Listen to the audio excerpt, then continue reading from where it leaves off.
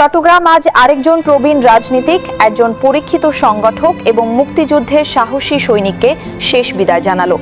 বীর মুক্তিযোদ্ধা, সাবেক গৃহায়ন ও গণপূর্ত মন্ত্রী এবং ইঞ্জিনিয়ার মোশাররফ হোসেনের জানাজার নামাজ বৃহস্পতিবার সকাল 11টায় নগরীর ঐতিহ্যবাহী জামিয়াতুল ফালাহ জাতীয় মসজিদ মাঠে রাষ্ট্রীয় মর্যাদায় অনুষ্ঠিত হয়। জানাজায় অংশ নিতে সকাল থেকেই নগরীর বিভিন্ন এলাকা থেকে মানুষের ঢল নামে।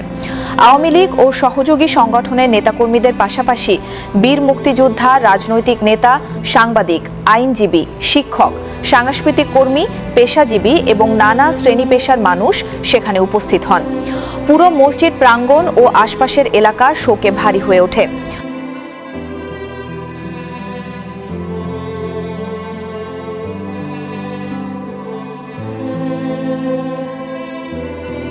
রাষ্ট্রীয় মর্যাদার অংশ হিসেবে প্রশাসনের পক্ষ থেকে কঠোর নিরাপত্তা ব্যবস্থা গ্রহণ করা হয়। আইন শৃঙ্খলা পরিস্থিতি স্বাভাবিক রাখতে চট্টগ্রাম মেট্রোপলিটন পুলিশের বিপুল সংখ্যক সদস্য মোতায়েন ছিলেন। সংশ্লিষ্ট সূত্রে জানা গেছে, নগর পুলিশের কমিশনার সার্বিক পরিস্থিতি পর্যবেক্ষণ করেন এবং জানাজায় আগত সর্বস্তরের মানুষের অংশগ্রহণ নিশ্চিত করতে বিশেষ নির্দেশনা প্রদান করেন।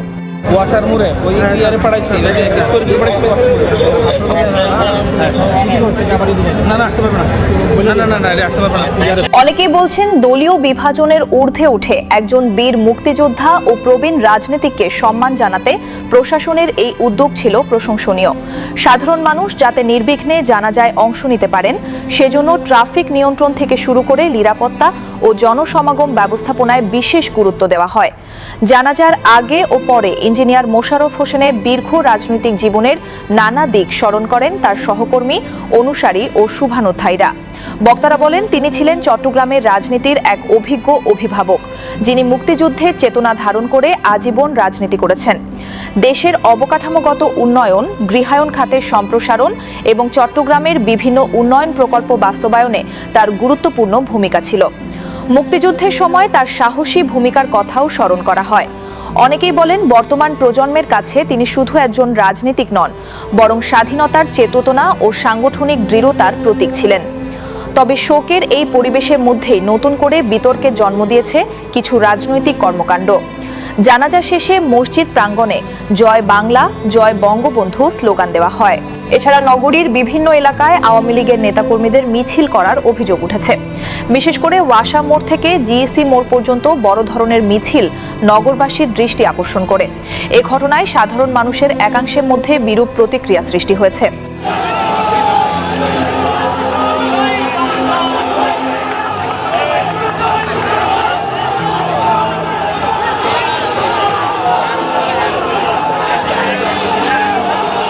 অনেকেই প্রশ্ন তুলেছেন, একজন বীর মুক্তিযোদ্ধার জানাজা কি শুধুই শোক, শ্রদ্ধা ও দোয়ার পরিবেশে সীমাবদ্ধ থাকা উচিত ছিল না?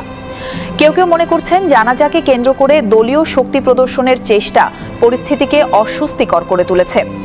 সচেতন মহলের মতে, সরকার ও প্রশাসন যেখানে একজন প্রবীণ মুক্তিযোদ্ধাকে যথাযথ রাষ্ট্রীয় সম্মান প্রদর্শনের উদ্যোগ নিয়েছিল, সেখানে কিছু অতি উৎসাহী নেতাকর্মীর আচরণ পুরো আয়োজনকে বিতর্কের মুখে দাঁড় করিয়েছে। এতে পুলিশ প্রশাসনও অপ্রত্যাশিতভাবে সমালোচনার মুখোমুখি হয়েছে।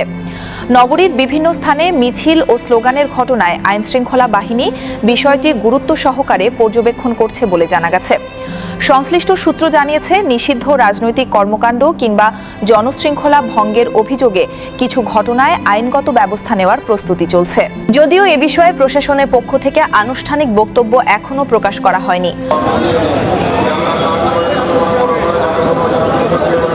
চট্টগ্রামের রাজনৈতিক ও সামাজিক অঙ্গনে ইঞ্জিনিয়ার মোশাররফ হোসেন ছিলেন এক সুপরিচিত ও প্রভাবশালী নাম। দীর্ঘ কয়েক দশকের রাজনৈতিক জীবনে তিনি যেমন প্রশংসিত হয়েছেন, তেমনি সমালোচনাও মোকাবিলা করেছেন। কিন্তু তার মৃত্যুর পর জানাজায় মানুষের স্বতঃস্ফূর্ত অংশগ্রহণ প্রমাণ করেছে চট্টগ্রামের রাজনীতিতে তার অবস্থান ছিল গভীর ও প্রভাবশালী। শেষ বিদায়ের দিনে তাই একদিকে ছিল শোক, শ্রদ্ধা ও স্মৃতিচারণ, অন্যদিকে ছিল রাজনৈতিক আবেগ, বিতর্ক ও প্রশাসনিক প্রশ্ন। সব মিলিয়ে ইঞ্জিনিয়ার মোশাররফ হোসেনের জানাজা শুধু একটি ধর্মীয় আনুষ্ঠানিকতা নয়, বরং চট্টগ্রামের সমকালীন রাজনৈতিক বাস্তবতারও এক গুরুত্বপূর্ণ প্রতিচ্ছবি হয়ে উঠেছে। জানাজায় অংশগ্রহণ করে মরহুমের প্রতি শ্রদ্ধা জানান এবং বক্তব্য রাখেন Chittagong city mayor doctor Shahadat Hossain, সাবেক সিটি মেয়র মাহমুদুল ইসলাম চৌধুরী সহ আওয়ামী লীগ ও বিভিন্ন রাজনৈতিক দলের নেতৃবৃন্দ। এছাড়াও বিপুল সংখ্যক বীর মুক্তিযোদ্ধা, সামাজিক সাংস্কৃতিক ব্যক্তিত্ব ও সর্বস্তরের মানুষ জানাজায় উপস্থিত ছিলেন। মিরসরাইয়ে আরেক দফা জানাজার নামাজ শেষে বীর মুক্তিযোদ্ধা ইঞ্জিনিয়ার মোশাররফ হোসেনকে তার জন্মস্থান মিরসরাইয়ের ধুমগ্রামে পারিবারিক কবরস্থানে রাষ্ট্রীয় মর্যাদায় দাফন করা হবে।